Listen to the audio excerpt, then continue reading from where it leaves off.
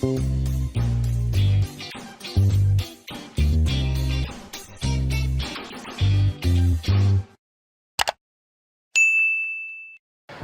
நான் தான் Deena. Welcome back to Deena's kitchen. இன்னைக்கு நம்ம கிச்சனில் ரொம்ப சூப்பரான கோழி வறுத்த கறி எப்படி பண்ணுறது பார்க்க போகிறோம்.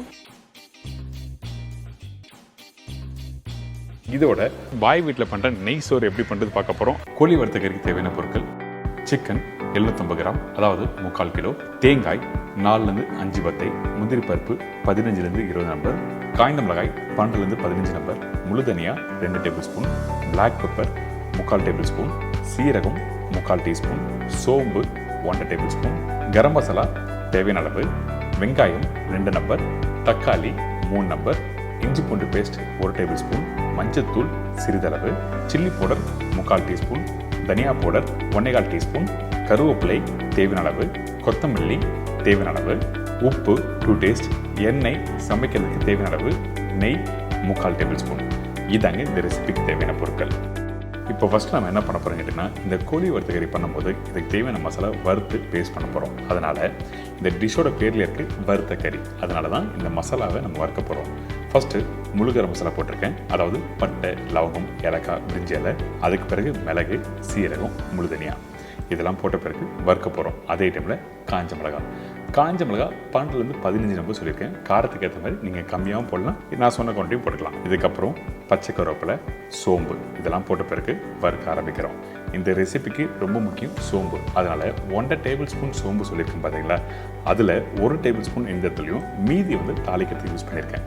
இதுக்கு பிறகு நம்ம திருவி வச்சுருக்க தேங்காய். இந்த தேங்காவை நல்லா பொடிசாக திருவி இருக்கணும். நான் சொன்ன குவான்டிட்டி கரெக்டாக இருக்கும். சில பேர் கொஞ்சம் கிரேவி அதிகமாக வேணால் 5 பத்தை தேங்காய் போடலாம், அப்படிலாம் 4 பத்தையும் கரெக்டாக இருக்கும். சரிங்களா? அதுக்கேற்ற மாதிரி நீங்கள் வீட்டில் பிளான் பண்ணிக்கோங்க. இப்போ இந்த தேங்காவை இதில் போட்டு நல்லா வறுக்க ஆரம்பிக்கிறோம். இந்த தேங்காய் இந்த மசாலா எந்த அளவுக்கு பக்குவமாக வறுக்கணும் கேட்டிங்கன்னா, கரெக்டாக கோல்டன் ப்ரௌன் கலர் வரணும். அதே டைமில் இந்த மசாலா தீஞ்சி போனால் கண்டிப்பாக நல்லா இருக்காது. அதனால் நம்ம என்ன பண்ணுறோன்னா, ஸ்லோ ஃப்ளேமில் கரெக்டாக வறுத்துருங்க. வறுத்து எடுத்திங்கன்னா இந்த மாதிரி கலர் கரெக்டாக வந்திருக்கும், கோல்டன் ப்ரௌன். அந்த கலர் வர டைமில் உடனே அடுப்பை விட்டு நீங்கள் மாற்றிருக்கணும் சட்டியை, அப்படி இல்லைனா கண்டிப்பாக கலர் மாறும். இதுக்கு பிறகு நம்ம என்ன பண்ணிக்கிட்டோன்னா, மிக்ஸி ஜாரில் ரெடி பண்ணி வச்சுருக்க அந்த மசாலாவை இதில் போட்டு இதோட முந்திரி பருப்பு போடுறோம். இந்த முந்திரி பருப்பு எதுக்காக இந்த இடத்துல யூஸ் பண்ணிக்கிட்டோன்னா, ஒரு ஸ்மூத்தான ஒரு டெக்ஸ்சர் கொடுக்கும், டேஸ்ட்டும் கொடுக்கும். அதுக்காக முந்திரி பருப்பு போட்டிருக்கேன். இதோட கொஞ்சமாக தண்ணி ஊற்றி நல்லா ஃபைன் பேஸ்ட்டாக அரைச்சிருக்கணும். அரைக்கிற பக்கம் நான் திருப்பியும் சொல்கிறேன், இந்த மாதிரி ஃபைன் பேஸ்ட்டாக அரைச்சாதான் இந்த ரெசிபிக்கு அந்த குழம்பு நல்லா கெட்டியான பக்கம் கொடுக்கும். கொஞ்சம் குறைன்னு அரைச்சி எடுத்துட்டிங்கன்னா என்ன ஆகும் கேட்டிங்கன்னா, கண்டிப்பாக நல்லா இருக்காது. அந்த கிரேவியும் கரெக்டான டெக்ஸ்சர் கொடுக்காது. அதே டைமில் அந்த மசாலா திரியாக இருக்கும். அது மட்டும் இல்லைங்க, அந்த முழு தனியாக மிளகு கொஞ்சம் பல்லப்பட்டுனா சாப்பிட்றதுக்கு பிடிக்காது. அதனால தான் இந்த மாதிரி ஃபைன் பேஸ்ட்டாக அரைச்சிக்கணும்னு சொல்ல வரேன்.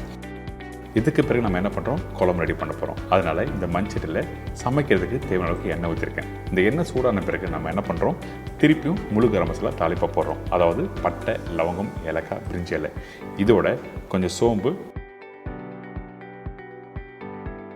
காஞ்ச மிளகாய், பச்சை கருவேப்பிலை இதெல்லாம் போட்ட பிறகு படப்படன்னு நல்லா பொரிஞ்சு வரும். பார்த்தீங்கன்னா அந்த டைமில் கட் பண்ணி வச்சுருக்க வெங்காயத்தை போடுறோம். இந்த வெங்காயம் வதங்குற பக்கம் என்ன கேட்டோன்னா, கரெக்டாக கோல்டன் ப்ரௌன் கலரில் வெங்காயம் வதங்கிருக்கணும். அதே டைமில் ரொம்பவும் வதங்கக்கூடாது. வதங்காமல் நீங்கள் பண்ணாலும் அந்த வெங்காயத்தோட இனிப்பு தன்மை கொடுக்கும். அதனால் நம்ம என்ன பண்ணுறோம், இந்த மாதிரி கோல்டன் ப்ரௌன் கலர் வந்த பிறகு இஞ்சி பூண்டு பேஸ்ட்டு போட போகிறோம். வெங்காயம் வதங்குற பக்கம் ரொம்ப இம்பார்ட்டன்ட், கரெக்டாக வீட்டில் புரிஞ்சுட்டு பண்ணுங்கள்.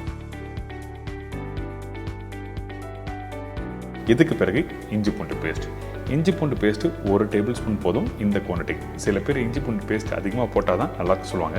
ஒன்றும் தவறு எதுவுமே இல்லை. ஆனால் இந்த ரெசிபிக்கு 1 டேபிள் ஸ்பூன் போதும். ஏன் கேட்டிங்கன்னா, இதில் முழு தனியா, காஞ்ச மிளகாய், சீரகம், சோம்பு இதெல்லாம் வறுத்து யூஸ் பண்ணுறதுனால ஸ்ட்ராங்கான அந்த காரம் தேவையில்லை. அதனால தான் இஞ்சி பூண்டு பேஸ்ட்டு 1 டேபிள் ஸ்பூன் போட சொல்லியிருக்கேன்.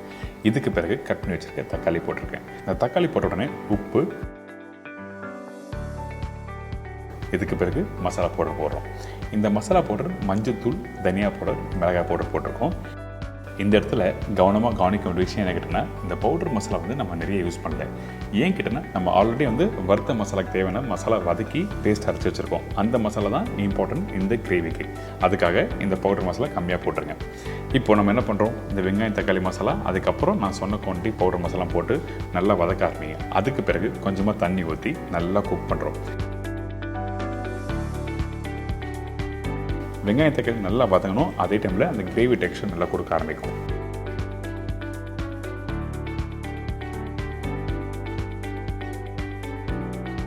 இப்போ இந்த மசாலா குக் பண்ணி எடுக்கிறதுக்கு குறைஞ்சபட்சம் ஒரு 5 நிமிஷம் டைம் இருக்கும். அதனால் நல்லா குக் பண்ணுங்கள். அதுக்கு பிறகு எடுத்திங்கன்னா இந்த மாதிரி தக்காளி தொக்கு மாதிரி நல்லா சூப்பரான ஒரு டெக்ஸ்சர் கொடுத்துருக்கோம். இதுக்கு பிறகு தான் நம்ம என்ன பண்ண போகிறோம்னா இந்த இடத்துல சிக்கன் போட போகிறோம்.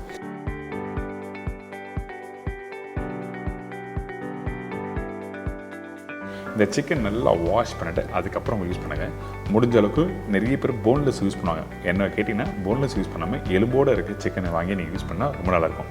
ரெக்கை, கால் பகுதி இதெல்லாம் வந்து நல்லா டேஸ்ட்டு கொடுக்கும். அதனால் சிக்கன் உங்களுக்கு பிடிச்ச மாதிரி வாங்கி இந்த மசாலா போட்டு நல்லா குக் பண்ண ஆரம்பிக்கிறோம். அதாவது எப்படி கேட்டிங்கன்னா அந்த மசாலாவோட 2 நிமிஷம் நல்லா வதக்கிட்டு அதுக்கு பிறகு அரைச்சி ரெடி பண்ணி வச்சுருக்க அந்த வறுத்த மசாலா, அந்த மசாலாவை இந்த இடத்துல போடுறோம்.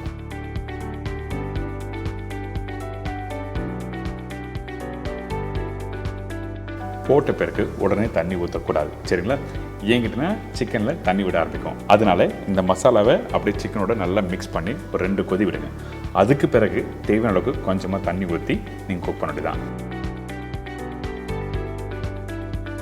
எப்போவுமே நீங்கள் வீட்டில் சிக்கன் குக் பண்ணும்போது எடுத்த உடனே தண்ணி ஊற்றிட்டீங்கன்னா அந்த கிரேவி ரொம்ப தின்னாயிடும். அதுக்கப்புறம் வந்து நீங்கள் எதிர்பார்த்த அந்த காரம் அந்த கிரேவி டெக்ஸ்சர் எல்லாம் கொடுக்காது. அதுக்காக மட்டும்தான் இந்த மாதிரி பண்ணுறோம்.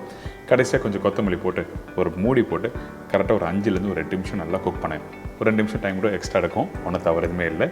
நல்லா குக் பண்ணி எடுத்துன்னா ஒரு சூப்பரான கோழி வறுத்த கறி ரெடி. பார்த்தீங்களா எப்படி இருக்குது கிரேவி? ஒரு ஸ்மூத்தான டெக்ஸ்சரில் நல்லா சூப்பராக சாப்பிட்லாம். திருப்பி கொஞ்சம் கொத்தமல்லி போட்டிருக்கேன். கடைசியாக நெய் போடுறோம். நெய் எதுக்காக போடுறோங்கன்னா ஒன்று வாசனை, இன்னொன்று வந்து அந்த டேஸ்ட் வந்து என்ஹான்ஸ் பண்ணி எடுத்து கொடுக்கும். அதனால தான் நெய் யூஸ் பண்ணுறோம். உங்கள் வீட்டில் இந்த மாதிரி சிக்கனை வச்சு கிரேவி ரெடி பண்ணி சாப்பிட்டு பாருங்களேன். காலைல மார்னிங் பிரேக்ஃபாஸ்ட்டுக்கும் சாப்பிட்லாம், மதியம் லஞ்சுக்கும் சாப்பிட்லாம், டின்னருக்கும் சாப்பிட்லாம். ஏன் சொல்கிறேங்கன்னா அந்த ரைஸோடு மிக்ஸ் பண்ணி சாப்பிடும்போது நல்லாயிருக்கும். அதே டைமில் இட்லி, தோசை, இடியாப்பம் தொட்டு சாப்பிட்டீங்கன்னா மறக்கவே மாட்டீங்க. உங்கள் வீட்டில் வாரம் இந்த கிரேவி பண்ணுவீங்க.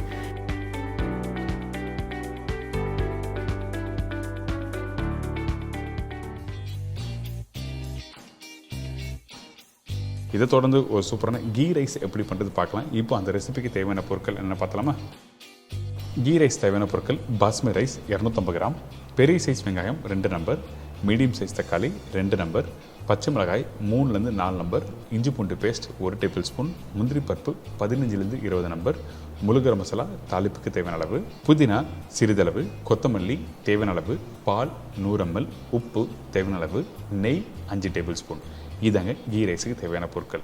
நம்ம பாய் வீட்டில் பண்ணுற நெய் சோறு எப்படி பண்ணுறது பார்க்க போகிற சொன்னோம் பார்த்தீங்களா? அதுக்கு நம்ம என்ன பண்ணுறோம், எடுத்த உடனே கொஞ்சம் நெய் போட்டிருக்கோம். அதுக்கு பிறகு முழுகர மசாலா, அதாவது பட்டை, லவங்கம், ஏலக்காய், பிரிட்ஜ் எல்லாம் எல்லாத்தையும் தாளிப்பு போட்ட பிறகு வெங்காயம், பச்சை மிளகாய் எல்லாத்தையும் போட்டு நல்லா மிக்ஸ் பண்ணுங்கள்.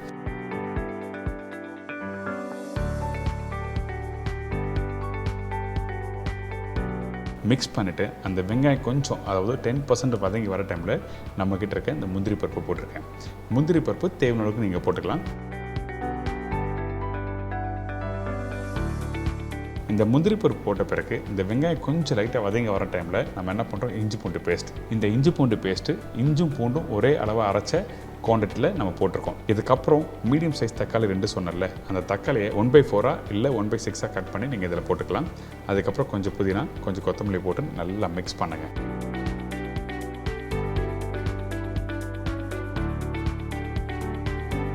மிக்ஸ் பண்ணி முடித்த பிறகு தேவையான அளவுக்கு உப்பு. இந்த இடத்துல எதுக்காக இந்த பால் யூஸ் பண்ணுறேன்னு கேட்டால் காரணம் இருக்குது. இந்த கீ ரைஸ் வந்து ஆக்சுவலாக நல்ல ஒரு மாய்ஸ்சர், அதாவது கொஞ்சம் ஈரப்பதமாக இருக்கணும் குக் பண்ணி முடித்த பிறகு. நீங்கள் ரைஸ் நல்லா குக் பண்ணி முடித்த பிறகு உதிரியாக ட்ரையாக இருந்தால் சாப்பிட்றதுக்கு நல்லா இருக்காது. அதனால தான் இந்த பால் போடும்போது உங்களுக்கு அந்த டேஸ்ட்டும் கொடுக்கும், அதே டைமில் வந்து அந்த மாய்ஸ்சர் இருக்கும். இதுக்கப்புறம் தண்ணியோட ரேஷியோ என்ன கேட்டினா 1 கப் அரிசிக்கு 1 கப்பு தண்ணி ஊற்றிருக்கேன். அதாவது எந்த கப்பில் வந்து அரிசி ஊற வைக்கிறீங்களோ அந்த கப்பில் 1 கப்பு தண்ணி ஊற்றிருக்கோம்.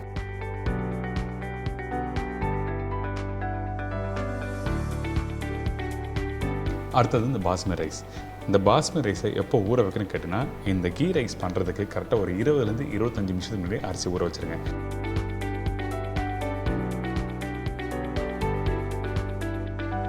இதுக்கப்புறம் திருப்பி கொஞ்சம் தக்காளி போட்டிருக்கேன், கொஞ்சம் கொத்தமல்லி போட்டு நல்லா மிக்ஸ் பண்ணுங்கள். மிக்ஸ் பண்ணிவிட்டு அதுக்கப்புறம் குக்கர் மூடியை வச்சு நல்லா க்ளோஸ் பண்ணுறோம்.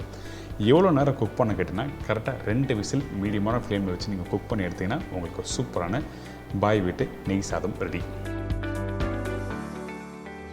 பார்த்தீங்களா, இந்த சாதம் நல்லா உதிரியாக நல்லா சூப்பராக வந்திருக்குல்ல.